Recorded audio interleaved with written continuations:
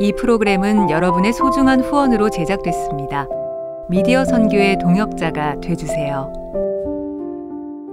지난 시간에 우리가 마태복음 4장 네. 시험을 받으시다라는 내용 공부했는데 네. 어떤 내용 기억 남으세요? 아니 그 바로 전에 예수님께서 이제 세례 받으시고 너는 내 사랑하는 아들 음성 듣고 우리 이제 막 뭔가 화려하고 꽃길 걸으실 것 같고 네, 그런 사역을 기대했는데 갑자기 광야로 가셨어요. 그러니까 그것도 시험 받으러.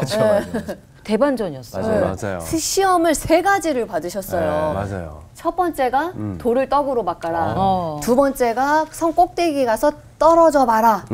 그리고 3번째 기억나세요? 아, 기억나죠. 온 세상을 다 만물 세상을 보여주면서 이건 다 너한테 줄게. 어떻게 하면 나한테 절 한 번만 해라.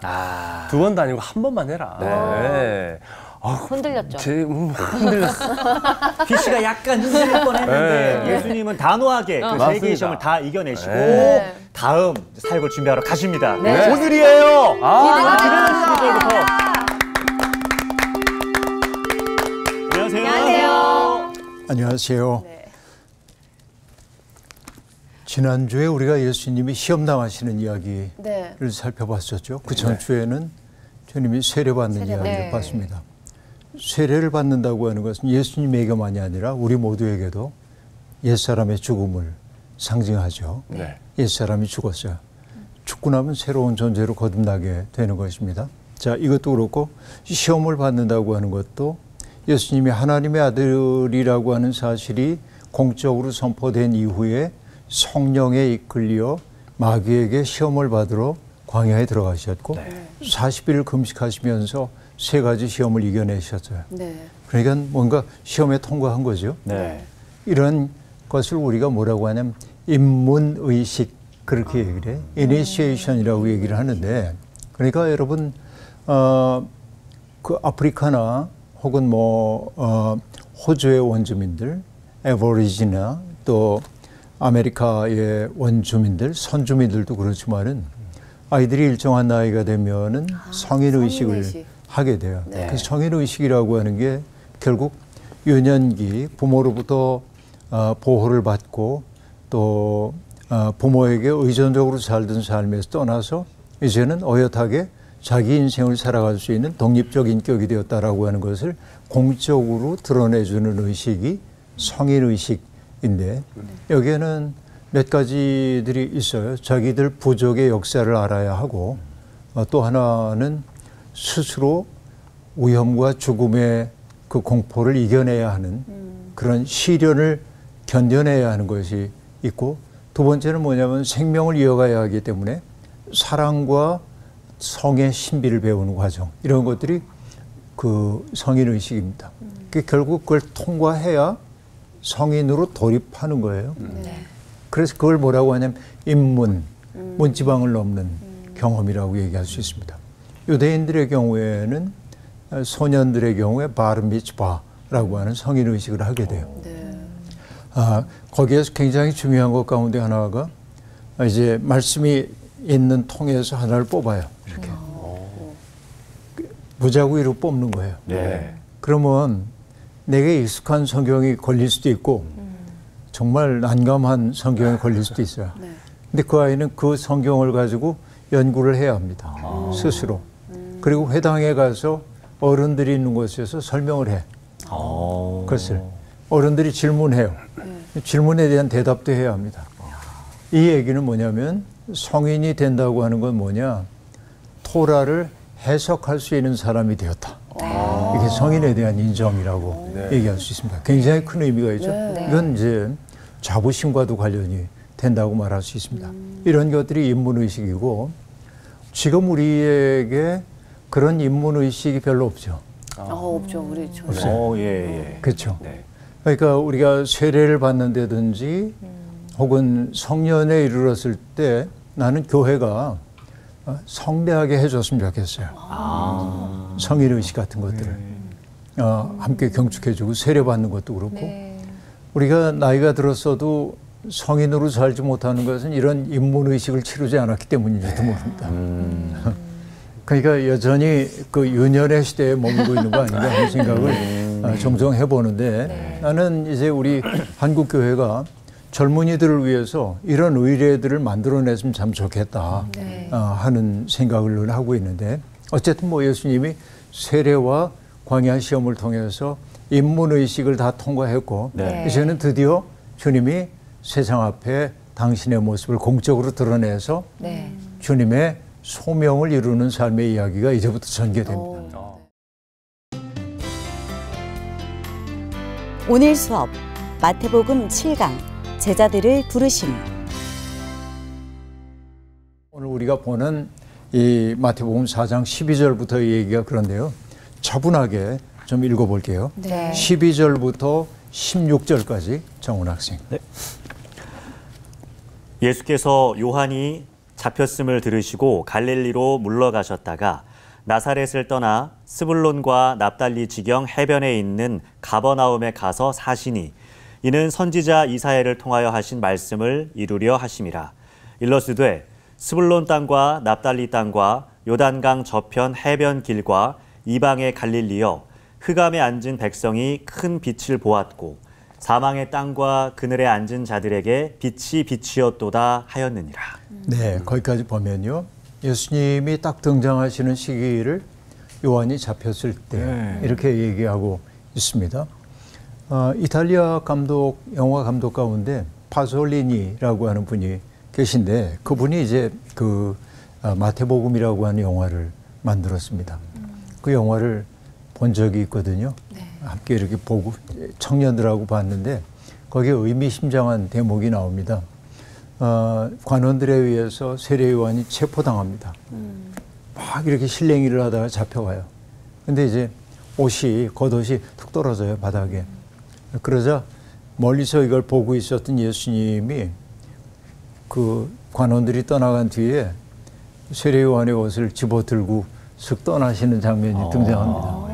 나중에 영화 다 보고 난 다음에 그 장면이 어땠어? 하고 청년한테 물어봤더니 이렇게 대답해요. 비겁하게 나타나지 않으시고 비겁하게 그 체포당하는 현장에 저항하지 못하고 옷만 주워들었다고 얘기하는데 그건 사실은 자기 감정을 너무 이입했기 때문에 그렇고 영화를 만든 사람은 거기에 깊은 상징을 담고 있는 것이죠. 결국 옷을 주워들었다고 하는 그 이야기는 성경을 아는 사람들에게는 떠오르는 사람이 있어요. 그게 뭐냐면 엘리사가 엘리야의 옷을 집어드는 장면이 나옵니다. 하늘로 올리워질 때 엘리야의 옷이 떨어진 것을 엘리사가 들고 요단강을 치고 물이 갈라지고 하는 그 대목이 등장해요. 그러니까 마태복음의 기자는 바로 그 이야기를 이제 염두에 두고 파솔리니 감독은 그걸 사용한 거죠. 그렇게 그 얘기는 뭡니까? 소명의 연속성을 얘기합니다. 세례자 요한이 세상 앞에 나와서 했던 그 외침 뭐예요? 회개하라, 하나님 나라가 가까이 왔느니라 이렇게 외쳤거든요. 세례 요한이. 그러니까 예수 그리스도가 그 소명을 계승했다는 것을 보여주기 위해서 그런 장치를 쓴 것이라고 볼 수 있겠죠. 그러니까 요한이 잡혔다는 소문을 듣고 예수님은 가서 살고 있던 나사렛을 떠나서 스불론과 납달리 땅에 가까운 가버나움에 가서 사셨다. 잠시 이제 당신의 몸을 숨겼다고 할까? 이렇게 얘기할 수 있겠는데요. 그러니까 스불론과 납달리 지경 해변에 있는 가버나움. 여러분이 여기 우리가 해변 그러면 지중해를 생각하기 쉽지만 사실은 갈릴리 호수를 사람들은 바다로 여겼어요. 그래서 갈릴리 호숫가를 얘기하는 겁니다. 가버나움 해변이라고 하는 것은. 그런데 여러분 이 가버나움이라고 하는 것은 굉장히 소중한 곳인데 갈릴리 호수 북부에 딱 있어요. 그러니까 요단강이 이렇게 흘러 들어오다가 갈릴리 호수에 이렇게 오잖아요. 그렇게 하고 이렇게 흘러가서 사해에 이르게 되잖아요. 이게 이제 상부 요르단이고 여기가 하부 요르단입니다. 그리고 여기에서는 더 이상 흘러가지 못하기 때문에 사해 혹은 염해라고. 그렇죠? 여기가 이제 사해입니다. 모든 사건이 이 근처에서 벌어져요. 가버나움은 어디에 있냐면 여기에서. 그러니까 요단강에 이렇게 흘러 들어오는 여기에 형성된 도시가 가버나움입니다.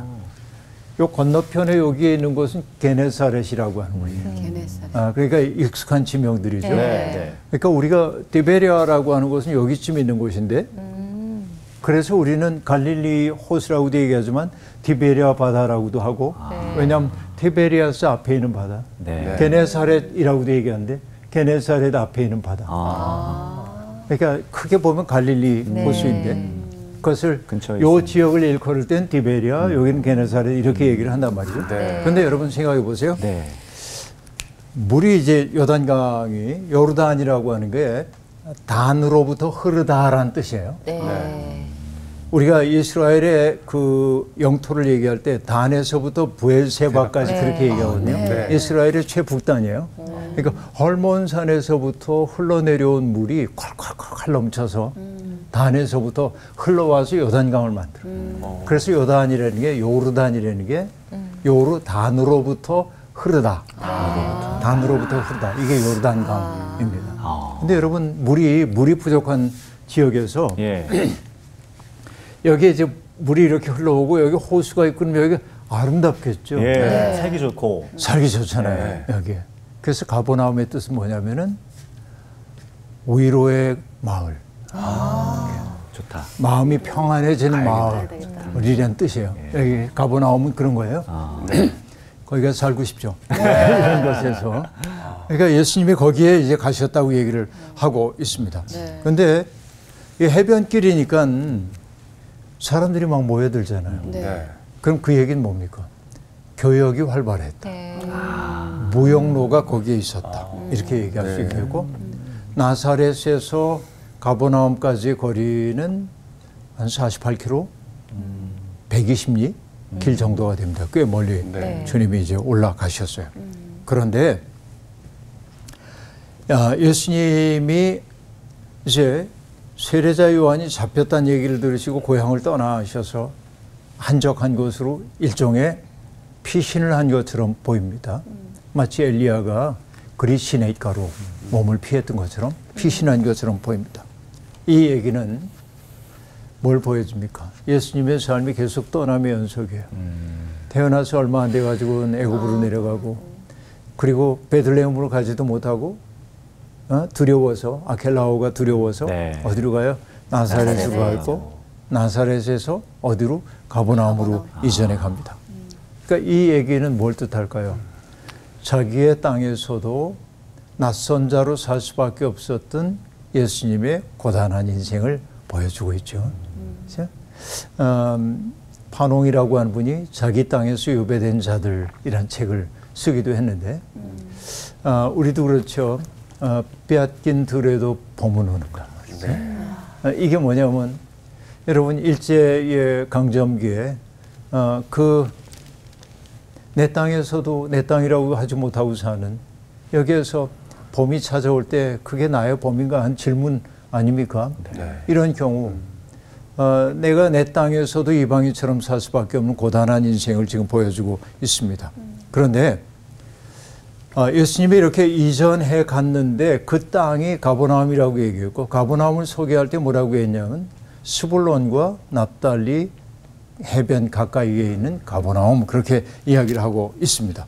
자, 그런데 이 스불론과 납달리 땅 요단강 저편이라고 하는 그곳은요. 선지자 이사야가 메시아가 오실 길 백성을 위한 큰 빛이 도래하는 곳으로 예고한 바가 있는 곳이에요. 이사야가. 그러니까 예수님의 이주는 단순하게 피하여 달아난 것이 아니라 이사야 예언자를 통해 예언하셨던 일이 이루어지도록 하기 위함이다 라고 얘기하므로 자 우리가 마태복음 공부하면서 끝없이 해왔던 얘기가 뭐냐면 구약과 신약의 연결이었습니다. 연결이 새롭게 이루어지고 있음을 우리들이 알 수 있습니다. 그런데 여러분 여기에 그 땅을 표현할 때 뭐라고 얘기했냐면 사망의 땅,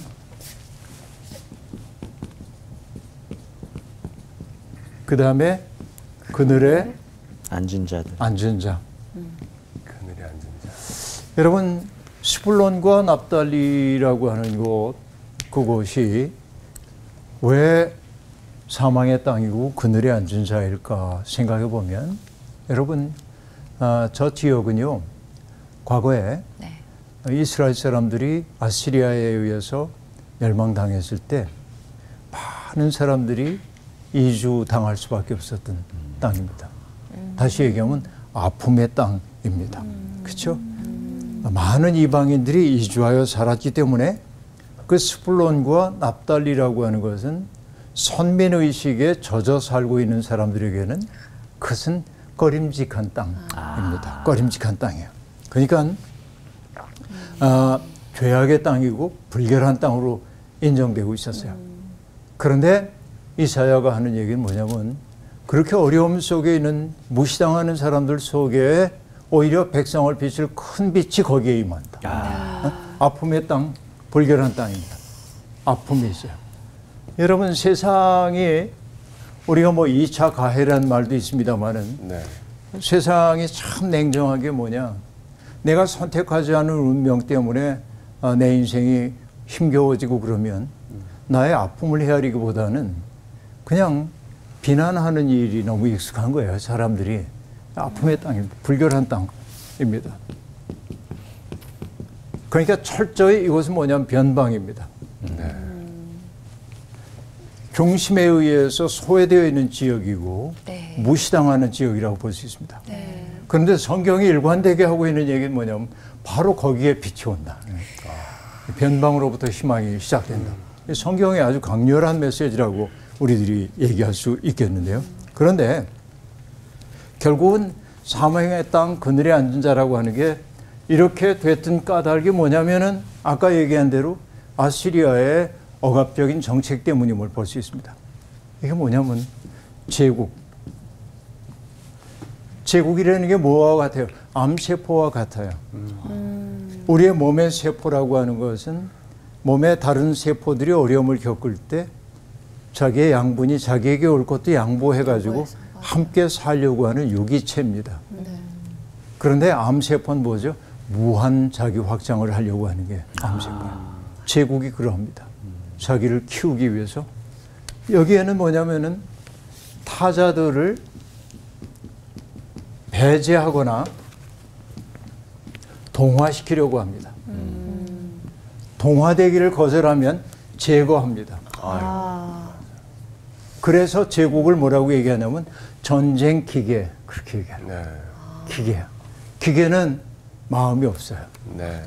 그러니까 나를 키우기 위해서 다른 사람들을 억압하고 죽이는 게 어렵지가 않아요. 이게 제국의 논리입니다. 로마가 지배하고 있는 세상이 그랬습니다. 그러니까 스불론 땅과 이 이사갈 땅, 그 땅은 바로 팔레스타인이 겪고 있었던 그 상황을 대표한다고도 얘기할 수 있습니다. 주님은 바로 그곳으로 이주해 갔다. 큰 빛으로 그렇게 얘기합니다. 그러니까 그 땅에 사는 사람들보다 더 빛이 오기를 갈망하는 사람들이 누가 있겠습니까? 그러니까 가버나움은 로마 제국이 지배하던 시절에 하나님의 나라를 선포했던 예수 그리스도가 머물 만한 땅임을 알 수 있어요.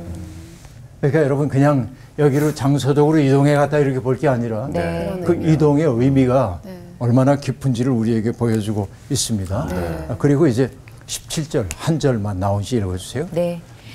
이때부터 예수께서 비로소 전파하여 이르시되 회개하라 천국이 가까이 왔느니라 하시더라. 세례자 요한이 선포했던 내용과 똑같은 내용을 선포하고 있습니다. 회개라는 게 어떤 것이죠? 하나님께 시선을 돌려서 다시 돌아가는. 다 아는 얘기죠 이제. 우리가 이제 다 압니다. 회개라는 게 뉘우침하고는 조금 다른데 전에 내가 잘못했던 거 내가 그때 참 잘못했어. 그러지 말았어야 했는데 이건 그냥 뉘우침입니다. 근데 회개라고 하는 건 뭐예요? 삶의 방향을 바꾸는 거예요. 그 방향은 어떤 방향일까요? 이렇게 얘기할 수 있습니다. 인간의 욕망이라고 자기가 여기 이렇게 있다고 한다면 인간은 욕망의 방향으로 구부러져 있어요. 내 삶이. 내 욕망을 채우는 쪽으로. 근데 이 욕망이 나쁜 건 아닙니다.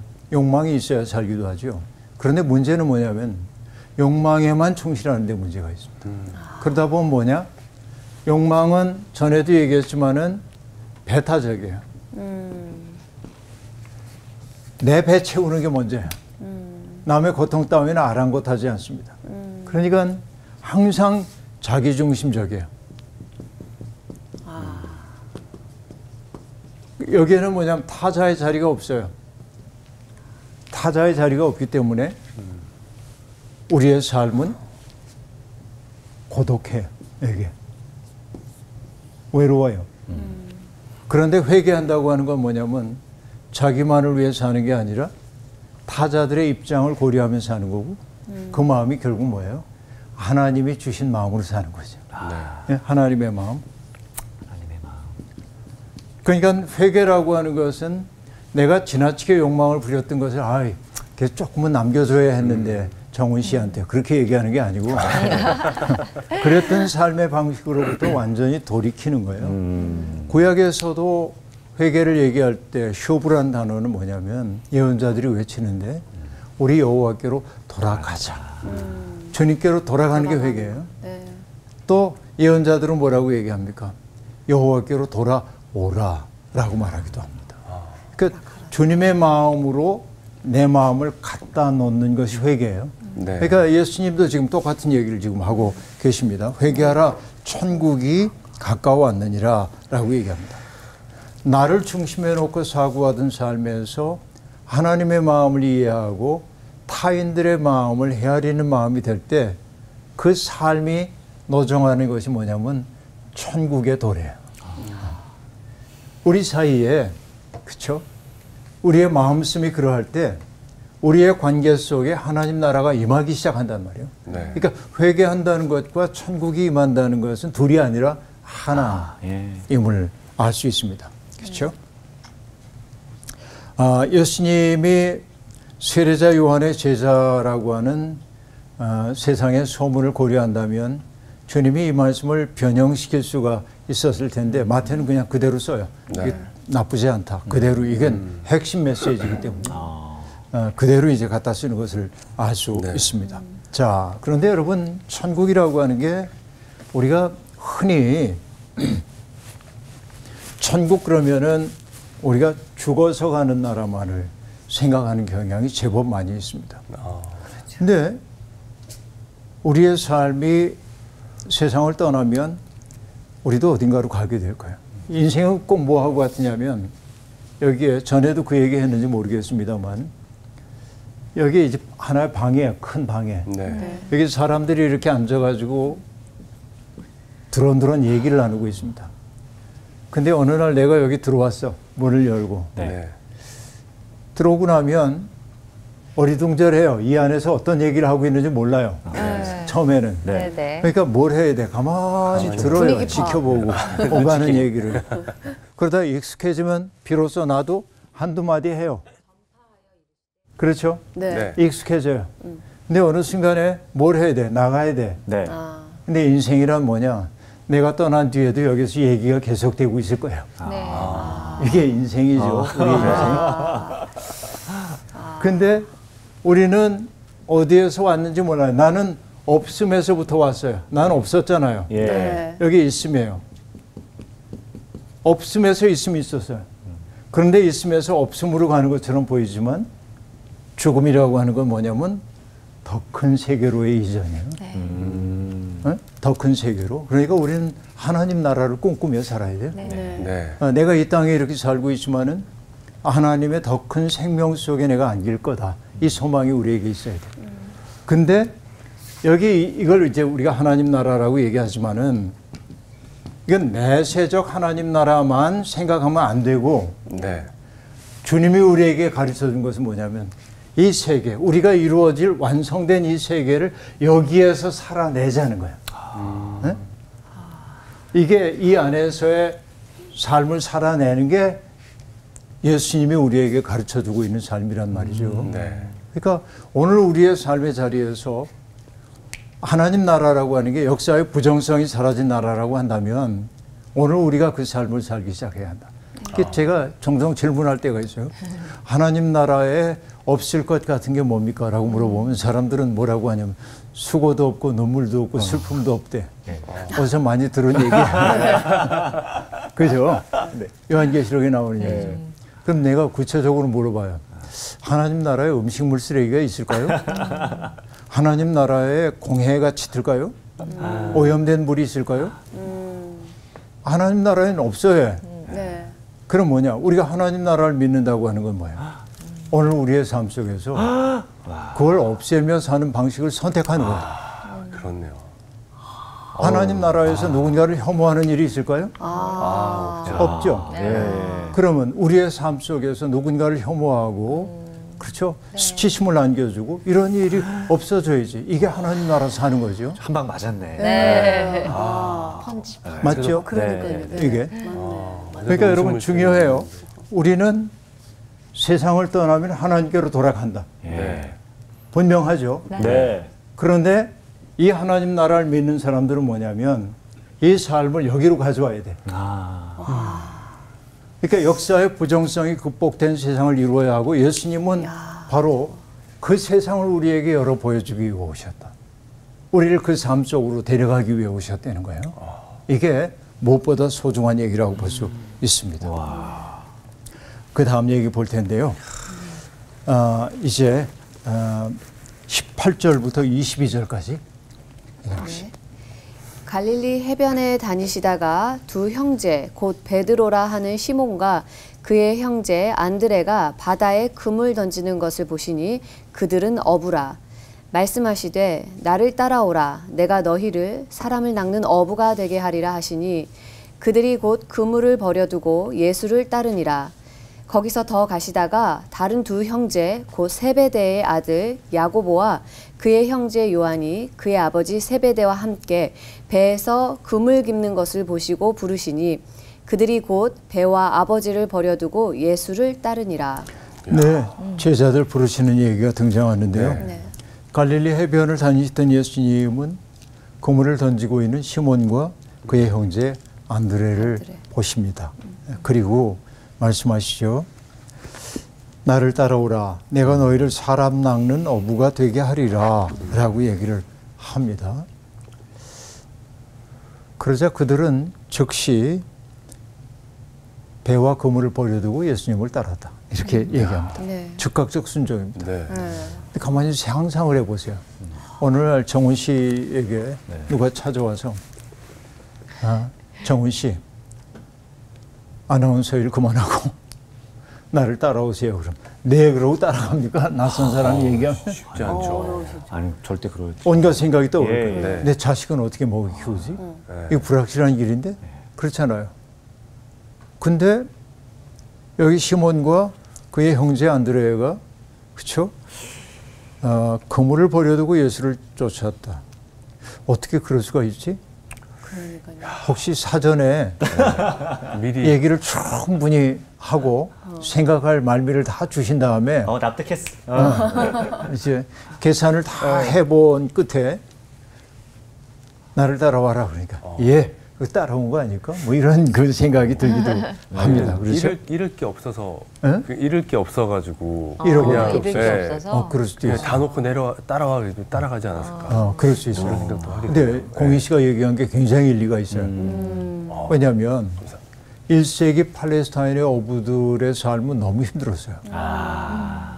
왜냐하면 그 당시에 팔레스타인 그 갈릴리를 지배하고 있던 영주의 이름이 헤롯 안티파스입니다. 성경에 헤롯 안디바라고 얘기하는 사람인데 네. 이 헤롯 안티파스는 허영심이 많은 사람이었습니다. 그러니까 로마에게 잘 보여가지고 자기도 아버지처럼 대왕이 되고 싶은 꿈에 불탔던 사람입니다. 그래서 그는 아까 얘기했던 갈릴리 호수 옆에다가 티베리아스라고 하는 그 도시를 만들어요. 그 당시에 황제였던 티베리우스 황제를 기념하는. 네. 그러니까 도시를 만드는데 돈이 엄청 많이 듭니다. 네. 그리고 항상 로마에 뭔가를 상납을 하려고 그래요. 돈이 필요하잖아요. 네. 그러니까 가혹한 세금 정책을 했습니다. 특별히 어부들에게 했습니다. 어부들이 갈릴리 호수에서 물고기를 거두어 들여가지고 많이 잡으면 세금 낼 수 있지만은 못 잡으면 못 내잖아요. 네. 근데 배와 그물이 있으면 어획량에 상관없이 세금을 많이 내요. 그물의 크기에 따라서 세금을 부과합니다. 끝도 못 견뎌요. 그런데 어느 날은 정말 재수가 좋아가지고 고기가 많이 들어왔어. 그러면 이걸 팔아서 업판장에 가서 팔아서 내가 좀 부를 챙길 수도 있잖아요. 그런데 헤로드 안티파스는 갈릴리 호수 곳곳에 물고기 염장 처리 공장을 만들었어요. 소금으로 절여서 부패하지 않게. 왜? 해외 수출해서 돈벌이 하려고. 와, 대단하다. 근데 그 염장 처리 공장에 어부들이 헐값으로 넘기도록 제도를 만들어 놨어요. 와, 진짜 못됐다. 잡아도 남는 게 없어요. 와. 이게 어부들의 피폐했던 삶입니다. 그래서 여러분 배와 그물을 버려두고 오라고 하는 게 여러분 보면 즉각적 순종인데 1세기의 팔레스타인의 상황을 생각해 보면 어부들만큼 새로운 세상이 도래하기를 꿈꾼 사람들이 없었어요. 그렇구나. 이놈의 세상 바뀌어야 돼. 세상 좀 새로워졌으면 좋겠어. 우린 맨날 왜 이렇게 당하고 살아야 돼? 주님은 그런 어부들을 부르셨고 세베대의 두 아들도 부르자 그들이 어떻게 했다고 배와 그물을 버려두고 라고 얘기합니다. 그래서 여러분 여기에 버려두고라고 하는 말이 거듭거듭 등장합니다. 버려두고. 제가 종종 인용하고 나는 돌아가셨지만 전우익 선생님은 참 삶이란 부단히 버리는 것과 든든히 붙잡는 것의 통일이다. 그렇게 말씀하셨는데 그 버려야 할 것을 부단히 버리고 그리고 붙잡아야 할 것은 든든하게 붙잡을 때 내 삶이 참다워진다라고 얘기하는데 우린 뭐냐면 버려야 할 거는 절대 못 버리고 생기죠. 붙잡아야 할 소중한 것들은 붙잡지 못하고 이게 이제 전도된 삶이라고 얘기할 수 있겠는데 때때로 버린다라고 하는 얘기는 버림이라고 하는 것은 다른 말로 얘기하면 비움일 수도 있죠. 그렇죠. 네. 나를 비우는 것이라고 얘기할 수 있어요. 버리는 거. 버리지 않고는 채워질 수가 없는 거라고 얘기할 수 있겠는데요. 그러니까 예수님을 따랐던 사람들이 했던 맨 처음의 일은 뭐냐? 자기를 버리는 거예요. 근데 버리는 것은 버리고 비운다고 하는 것은 위험한 일이기도 합니다. 왜? 불확실성 속으로 들어가는 거예요. 사람들은 확실한 걸 붙들고 싶어 하거든요. 근데 내가 확실하다고 여겼던 것들을 놓고 불확실성 속으로 들어간다고 하는 것은 위험한 일이기도 합니다. 그런데 신앙이란 뭐냐? 교리에 대한 승인이 아닙니다. 인격의 모험입니다.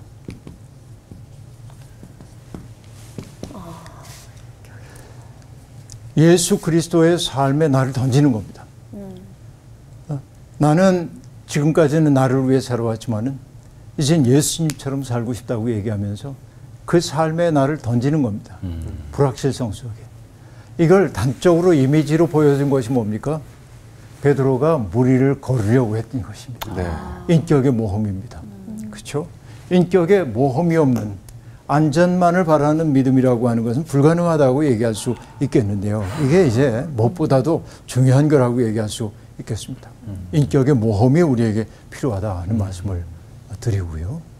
어쨌든 이렇게 해서 그 첫 번째 제자들이 등장하기 시작해요. 그 다음 23절부터 25절.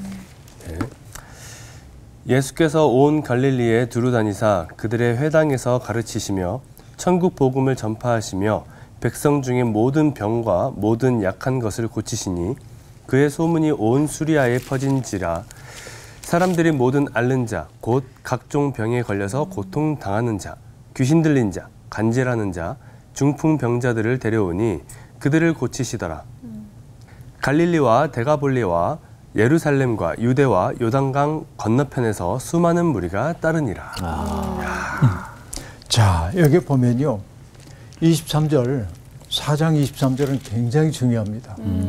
왜 중요하냐면 예수님의 사역 전체를 요약한 말이기 때문에 그렇습니다. 그렇죠? 그러니까 온 갈릴리에 다니시면서 주님이 하셨던 일은 뭐예요? 첫 번째는 회당에서 가르치셨다. 이게 첫 번째예요. 네. 그 다음에 천국 복음을 전파하셨다. 선포하셨어요. 네. 그 다음에 백성 중에 병과 약한 것을 고치셨다. 세 가지. 가르치시고 선포하시고 고치셨어요. 이게 예수 그리스도의 아주 중요한 세 가지 사역이라고 얘기할 수 있습니다. 그러면 여러분 어떤 회당에서 뭘 가르쳤을까요? 그 토라나 예언서의 말씀 가르쳤을 수도 있지만 그 핵심을 따지자고 한다면 뭐냐? 사람다운 사람이 뭔지, 사람다운 삶이 뭔지, 그렇죠? 이런 걸 가르치셨을 거예요. 근데 정말 뭘 가르치셨을까? 궁금하잖아요. 궁금해요. 네. 그것이 바로 5장부터 시작되는 산상수훈의 말씀입니다. 그렇게 볼 수 있겠죠. 기가 막히죠. 그렇게 가르치신 거예요. 네. 그건 이제 우리가 5장부터 살펴보게 될 내용입니다. 그 다음에 천국 복음을 전파하시며 라고 얘기를 했는데 아까도 얘기했던 것처럼 천국이라고 하는 것은 하나님 나라가 가까이 왔다라고 얘기를 했어요. 네. 그래서 가까이 온 하나님 나라는 뭐냐면 미래에 완성된 나라를 현재 속에 끌어들이는 거라고 얘기했어요. 네. 그렇기 때문에 가까이 왔다고 얘기하는 거라고 얘기했고, 그러니까 그 하나님 나라가 가까이 왔다는 얘기는 뭐냐면 하나님 나라는 우리들이 뭘 해? 입장을 해야 되는 내 인격의 모험을 통해서 그 세계 속으로 내가 들어가기 시작해야 하는 거예요. 그러니까 우리가 예수를 믿는다고 한다면 다른 거 아닙니다. 인격의 모험을 통해서 하나님 나라의 질서 속에 들어가는 거예요. 바로 이걸 주님은 선포하셨다라고 얘기하고 있습니다. 그러니까 역사의 어둠을 뚫고 하나님 나라가 돌입하고 있음을 보여줘요. 그 다음에 여기에 뭐라고 얘기하냐면 모든 병과, 그렇죠? 모든 약한 것을 고치시니. 여러분 병과 약한 거 똑같은 것 같은데 이 병이라고 하는 건 구체적 질병을 나타냅니다. 그런데 여기 약한 것은 그들을 사로잡고 있었던 정신적인 무력감 같은 것들. 그러니까 무력감도 느끼고 수치심도 느끼고 모멸감도 느끼고, 그렇죠? 자기 한계에 대한 슬픔 같은 것들도 있고 이게 다 우리를 약하게 하는 것들이거든. 근데 주님이 몸만 고쳐준 게 아니라 그런 마음까지 고쳐주셨다. 이게 우리의 약한 것, 바로 그런 것입니다. 그러니까 결국 고쳐주셨다는 고치심이라고 하는 사건이 의미하는 바는 무엇입니까? 예수가 계신 곳에서 생명이 온전해졌다. 그렇죠? 생명이 온전해져. 온전함. 온전함을 우리가 wholeness, whole 전체를 뜻하는데 이 말과 연결되고 있는 단어가 뭐냐면 거룩하다, holy, 그리고 고치다, healing. 이 단어가 같은 뿌리에서 나옵니다. 고침, 온전함, 온전해질 때 거룩해지는 거예요. 이렇게. 예수 그리스도는 우리를 고쳐 온전하게 고쳐주심으로 내 삶이, 일그러졌던 내 삶이 소중하게 회복되게 하시고 회복된 그 삶의 모습이 하나님 앞에서 거룩함으로 드러나게 해주셨죠. 이게 예수 그리스도의 사역이라고 얘기합니다. 자, 그러자 예수님에 대한 소문이 온 수리아 땅 왜 퍼진지라. 그래서 사람들이 모든 앓는 자, 각종 병에 걸려 고통당하는 자, 귀신 들린 자, 간질하는 자, 중풍병자들을 데려오니 그들을 고치시더라 하고 말합니다. 근데 여기에 흥미로운 게 뭐냐면 주님이 그들에게 나 믿어? 안 물어요. 선한 사람이야? 안 물어요. 그렇죠? 어떤 질문도 없습니다. 뭐야? 아픔을 그냥 당신 속으로 받아 안으시는 거죠. 그렇죠? 여기는 어떤 가치평가가 없어요. 믿음이 있는지 없는지 따지도 않고 도덕적인지 따지지 않고 생에 짐을 지고 비틀거리고 있는 사람들의 아픔을 그냥 고스란히 당신 것으로 품어 안으시고 고쳐주시고 그들의 품이 되어주시고 부둥켜 안았다 하고 얘기합니다. 그러니까 여러분 바야흐로 새로운 역사가 시작된 거예요. 너와 나를 갈랐던 경계, 그렇죠? 너와 난 달라. 너는 더럽고 난 깨끗해. 이 경계가 예수의 사랑 앞에서 다 녹아져 버렸어요. 어디에서부터? 주님이 계셨던 가버나움을 중심으로 한 곳에서 변방이었어요. 변방에서 새로운 역사가 시작되고 있습니다. 변방과 중심이 역전되고 있는 사실을 우리에게 보여주고 있습니다. 이것이 오늘 4장이 우리에게 보여주고 있는 강력한 메시지입니다. 주님의 마음이 있는 곳에서 새로운 역사가 시작됩니다. 주님을 믿는 사람들이 있는 곳에서 역사의 갱신이 일어나야 합니다. 오늘 수업은 여기까지입니다. 고맙습니다. 고맙습니다.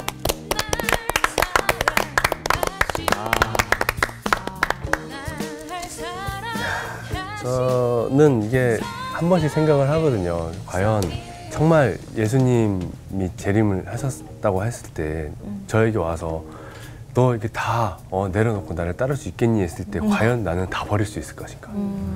항상 그 생각을 하는데 솔직히 자신은 없는데 이제 준비를 해나가야 되지 않을까. 네. 이 버림과 비움이 쉬워 보이는데 쉽지 않구나. 네. 그래서 더 대단한 이 어부들의 어떤 제자의 어떤 자격이 아닌가. 네, 이런 걸 좀 느꼈습니다. 저는 선생님께서 마지막에 변방에서 역사가 일어난다고 하셨잖아요. 그 변방, 저는 제 마음의 그 변방, 이 조그만 곳에서 변화가 일어났으면 좋겠다. 그래서 그 변방이 제 온 마음을 좀 변화를 시켰으면 좋겠다. 라는 좀 생각을 하는 시간이었어요.